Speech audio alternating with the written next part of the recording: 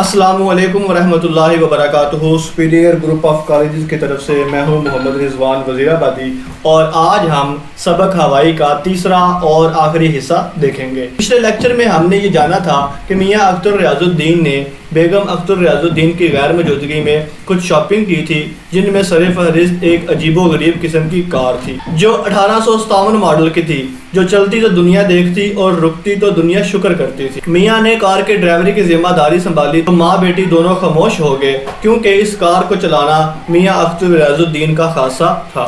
اس کے علاوہ جو دوسری اہم چیز انہوں نے خریدی وہ ٹی وی تھا۔ کچھ ایسا برا نہ تھا، 2 دپ لگاؤ یا گرم کمبل ڈالو تو اس کے کالے سفید ترمرے ناچنے بند، گھنٹوں صحیح چلتا تھا جب تک چینل نہ بدلو۔ یوں چینل بدلا اور پھر وہی دھموکے، تھپڑ، گرم پانی کی بوتل، وہ پھر چل پڑا۔ ہوائی میں امریکہ کی فیڈرل حکومت نے ایسٹ ویسٹ سینٹر کھولا۔ یہاں مغرب و مشرق کے سینئر اسکالر بلائے جاتے ہیں۔ 1200 ماہانہ وظیفہ ملتا ہے۔ 10 مہینے یا سال کا کورس ہوتا ہے۔ جو مرضی آئے کیجئے، پڑھیے، لکھیے، تاثرات قلم بند کیجئے۔ کوئی کلاس نہیں، کوئی وقت نہیں۔ کچھ عالم کتابیں بھی لکھ جاتے ہیں جو یہ مرکز بہت فخر سے شائع کرتا ہے۔ تعلیم انسان کے لیے بہت ضروری ہے۔ نبی صلی اللہ علیہ وآلہ وسلم نے اور دین اسلام نے تعلیم کی اہمیت کو اجاگر کیا ہے۔ نبی صلی اللہ علیہ وآلہ وسلم نے فرمایا، اطلبوا العلم من المہد الی اللحد، ماں کی گود سے لے کر قبر تک علم حاصل کرو۔ اور ایک جگہ پر فرمایا، طلب العلم فریضۃ علی کل مسلم و مسلمۃ، علم حاصل کرنا ہر مسلمان مرد اور عورت پر ضروری ہے۔ اس کے علاوہ اگر ہم قرآن مجید کی بات کریں تو قرآن مجید میں اللہ رب العزت فرماتے ہیں، هل يستوي الذين يعلمون والذين لا يعلمون، کہ کیا علم رکھنے والے اور علم نہ رکھنے والے برابر ہو سکتے ہیں؟ علم کو حاصل کرنا اور اس کو لوگوں تک پھیلانا جو مسلمانوں کا خاصہ تھا وہ انہوں نے ترک کر دیا ہے، اور مغربی ممالک نے اس کو اپنا لیا ہے۔ یہی وجہ ہے کہ دنیا کی مشہور اور بہترین یونیورسٹیز مغرب میں واقع ہے۔ تو ان عظیم اور بہترین یونیورسٹیوں میں ایک ایسٹ ویسٹ سینٹر بھی ہے جو کہ ہوائی میں موجود ہے۔ یہاں پر سینئر اسکالر بلائے جاتے ہیں۔ وہ senior scholar Pakistan, India, Indonesia یا دنیا کے مختلف کونوں سے ہو سکتے ہیں، اور ان کو باقاعدہ گورنمنٹ، وہاں کی حکومت ان کو $1200 وظیفہ دیتے ہیں، اور اس $1200 سے ایک عام فیملی بہترین گزارا کر سکتی ہے۔ ان سینئر اسکالر کو یہاں ایک طرف مالی امداد بھی دی جاتی ہے، وہیں پر ان کو علمی آزادی بھی دی جاتی ہے کہ آپ جس مرضی موضوع پر چاہے لکھیں، پڑھیں، تاثرات قلم بند کریں، آپ پر کوئی پابندی نہیں ہے۔ نہ تو ان کی کوئی کلاس کا خاص وقت ہے اور نہ ہی ان کے لیکچر لینے کا کوئی وقت ہے۔ چونکہ میاں اختر ریاض الدین بھی اسی آزادی پر مگن تھے، ان کا ایک آرام دہ کمرہ، ٹائپ رائٹر، غسل خانہ، بہترین لائبریری تھی، ساتھ ہی میں سستا اور مزے کا ہوٹل تھا، ارد گرد لڑکے لڑکیاں، آزادی کی فضا، اکثر عالم سگریٹ کا دھواں اور گپ اڑاتے پائے جاتے۔ جب آپ کسی بھی انسان کو علمی طور پر فری رکھ دیتے ہیں، اس کو معاشی پریشانیوں سے آزاد کر دیتے ہیں اور اس کو سماجی پابندیوں سے بھی آزاد کر دیتے ہیں، تو وہ اپنی قدرتی صلاحیتوں کو بروئے کار لاتے ہوئے بہترین اور اعلیٰ علم تخلیق کرتا ہے۔ ایسٹ ویسٹ سینٹر اور ہوائی کی یونیورسٹی میں عرضی قرابت ہے لیکن ازلی رقابت بھی ہے۔ امریکہ کے بہترین پروفیسر گرمی سردی لیکچر کے لیے بلائے جاتے ہیں، نمائشیں، فلمیں، جشن منائے جاتے ہیں۔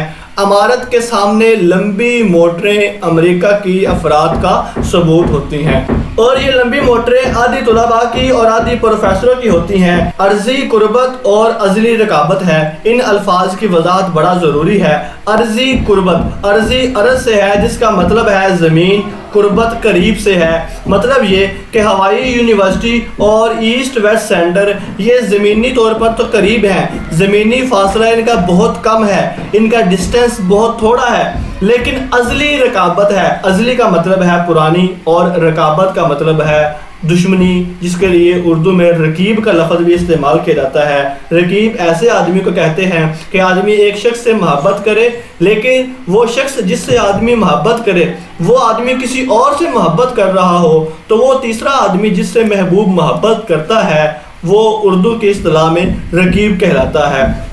تو ایسٹ ویسٹ سینٹر اور ہوائی کی یونیورسٹی ویسے تو زمینی لحاظ سے ان کا فاصلہ بہت کم ہے، لیکن ان میں پرانی دشمنی چلی آ رہی ہے۔ کسی حد تک یہ رقابت صحت مند بھی ہے۔ یہاں پر امریکہ کے بہترین پروفیسر گرمی سردی لیکچر کے لیے بلائے جاتے ہیں۔ گرمی سردی لیکچر سے مراد دونوں موسموں میں مراد یہ کہ پورا سال ہی یہاں پر پروفیسر آتے جاتے رہتے ہیں۔ لمبی لمبی موٹریں ہوتی ہیں جو آدھی طلباء کی اور آدھی پروفیسروں کی ہوتی ہیں، اور یہ امریکہ کی افراد کا صحیح ثبوت ہے۔ یہ لمبی لمبی موٹریں یہ ظاہر کرتی ہیں کہ امریکہ ایک ترقی یافتہ اور امیر ملک ہے۔ اس مغرب و مشرق کے مرکز کا ایک جاپانی باغ دیکھنے سے تعلق رکھتا ہے۔ یہ اتنا ایمان شکن ہے کہ میں اکثر لائبریری جاتے جاتے اس میں گھس جاتی تھی۔ جزائر ٹہیٹی کے پھول، خصوصاً گارڈینیا، زرد چنبیلی، کنول، کچا کچا سبزہ، نڈال پانی اور رنگین مچھلیاں، اور اس کی پشت پر متنوع درختوں کا ذخیرہ۔ آدمی قدرت سے محبت کرتا ہے، نیچر سے محبت کرتا ہے، اور یہ انسان کی فطرت میں شامل ہے۔ بیگم اختر ریاض الدین بھی چونکہ فطرت سے محبت کرنے والی ہیں، اور یہ باغ جو ان کو فطرت سے قریب کرتا تھا، وہ اکثر لائبریری جاتے جاتے اس باغ میں گھس جاتی تھی۔ اور یہ ایمان شکن ہے۔ ایمان شکن سے مراد ایمان توڑنے والا۔ شکن کا مطلب ہوتا ہے توڑنا، جس طرح کے ایک لفظ استعمال کیا جاتا ہے بت شکن، بتوں کو توڑنے والا۔ تو ایمان شکن، ایمان کو توڑنے والا مراد یہ ان کی توجہ کو، ان کے دھیان کو اپنی طرف بٹانے والا، ان کے توجہ کو اپنی طرف فوکس کرنے والا، ان کی توجہ کو اپنی طرف اٹریکٹ کرنے والا۔ اس فضا کا سب سے دل پذیر عنصر بین الاقوامی طلباء کا ربط و ضبط ہے۔ بحر الکاہل سے لے کر Japan, Indonesia, Burma, Malaya, Philippines, Korea, Vietnam, Australia, Pakistan, Hindustan اور امریکہ جمع سال جو جویندگان علم یہاں اکٹھے ہوتے ہیں۔ یہ معاشرتی تنوع بھی ایک تعلیم کی حیثیت رکھتا تھا، جہاں پر بھی دنیا کے مختلف ممالک سے آئے ہوئے لوگ، اسٹوڈنٹس اکٹھے علم حاصل کریں گے تو وہ لوگ مختلف تہذیبوں سے، مختلف ثقافتوں سے تعلق رکھتے ہیں، اپنے اپنے علاقے کی سماجیات کو، معاشیات کو، معاشرت کو وہاں پر شو کرتے ہیں، وہاں پر ظاہر کرتے ہیں، اور ایک خوبصورت سا کلچر ڈیولپ ہوتا ہے۔ یہ اسی طرح ہے کہ جس طرح مختلف قسم کے پھول اکٹھے کر کر ایک خوبصورت گلدستہ تشکیل دے دیا جائے، وہاں کا ماحول، طلباء کا آپس میں ربط و ضبط اور طلباء کی آپس میں کوآپریشن بالکل ایسے ہی تھی جس طرح مختلف قسم کے پھولوں کو چن کر ایک خوبصورت گلدستہ بنا دیا گیا ہے۔ اسی کے ساتھ ہی ہمارا سبق ہوائی، جو کہ مصنفہ بیگم اختر ریاض الدین کا لکھا ہوا تھا، وہ مکمل ہوتا ہے۔ یہ سبق خلاصے کے لحاظ سے بھی اہم تھا، اور اس کے خلاصے کے پوائنٹ سکرین پر لکھے ہوئے تھے، اور وہ یقیناً آپ نے نوٹ کر لیے ہوں گے، اور اگر آپ نے ابھی تک نوٹ نہیں کیے تو جو آپ کو سلائڈز کے اوپر اردو لکھی ہوئی نظر آ رہی تھی، وہ آپ ان کے دوبارہ اسکرین شاٹ لے لیں اور ان کو ایک جگہ پر اکٹھا کر لیں، وہی آپ کا خلاصہ ہو جائے گا۔ اگر اس سبق سے کوئی پیراگراف سیاق و سباق کی تشریح کے لیے آتا ہے تو اس کے لیے تشریحی حوالہ جات آپ کے سامنے اسکرین پر موجود ہیں۔ آپ ان تشریحی حوالہ جات کو اس سبق کے پیراگراف کی تشریح میں لکھ سکتے ہیں۔ اسی کے ساتھ ہی بیگم اختر ریاض الدین کا لکھا ہوا سبق ہوائی اختتام کو پہنچتا ہے۔ آپ کی سماعتوں کا بہت بہت شکریہ۔ اللہ حافظ و ناصر۔